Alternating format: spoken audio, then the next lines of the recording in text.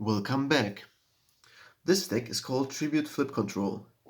It thematically focuses on utilizing powerful flip effect monsters that either compulse one or several monsters back from field to hand, or outright destroy one or more monsters on the field. Very likely the most powerful flip effect monster in all of Goat format, aside from Morphing Jar, is Cyberjar. Nuking all monster cards and making both players dig 5 cards deeper into their respective decks. The next flip effect monster is the iconic Man-Eater Bug.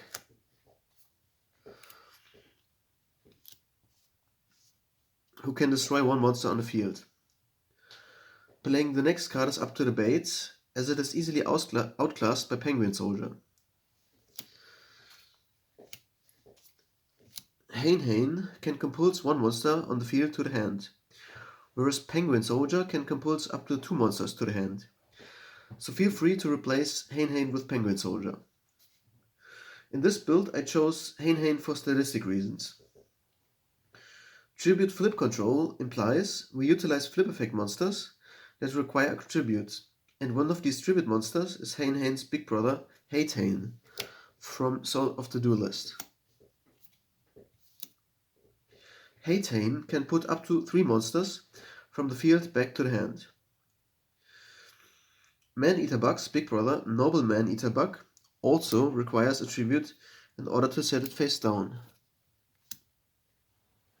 It is able to destroy exactly 2 monsters on the field, which means we wait for the opponent to commit to a board of at least 2 monsters on his side of the field. Otherwise, we would have to destroy our own monsters as well. In order to recycle flip effect monsters from our grave, we play Double Knight Assailant,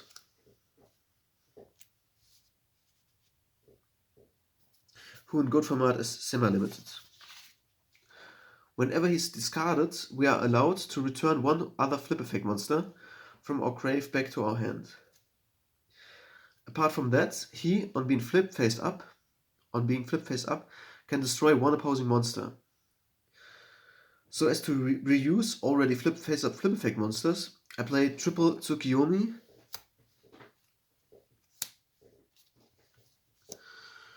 and 3 copies of Book of Moon.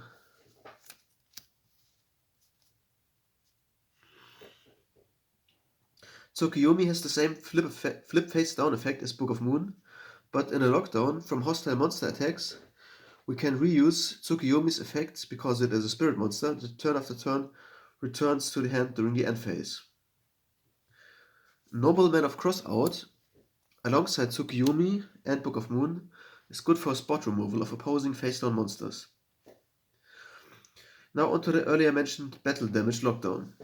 I play 1 copy of Swords of Revealing Light, 2 copies of Wall of Revealing Light, and 3 copies of Messenger of Peace.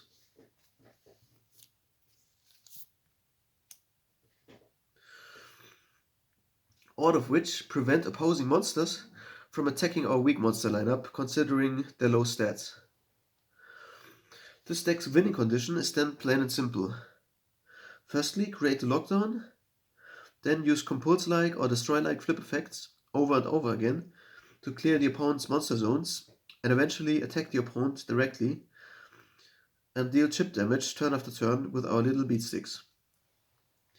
It may take a couple of turns within which the opponent still has room to get rid of the lockdown.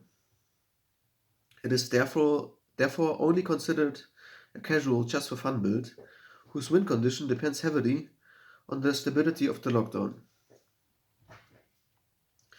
The remainder of this deck is all about staple spells and traps. I play the 1 Heavy Storm, 1 Mystical Space Typhoon, 1 Premature Burial, 1 Snatch Steal, then the Trinity, Pot of Greed, Graceful Charity, and Delinquent Duo, and finally the quadruplet of Goat format traps, being Ring of Destruction, Mirror Force, Torrential Tribute, and Court of the Haunted.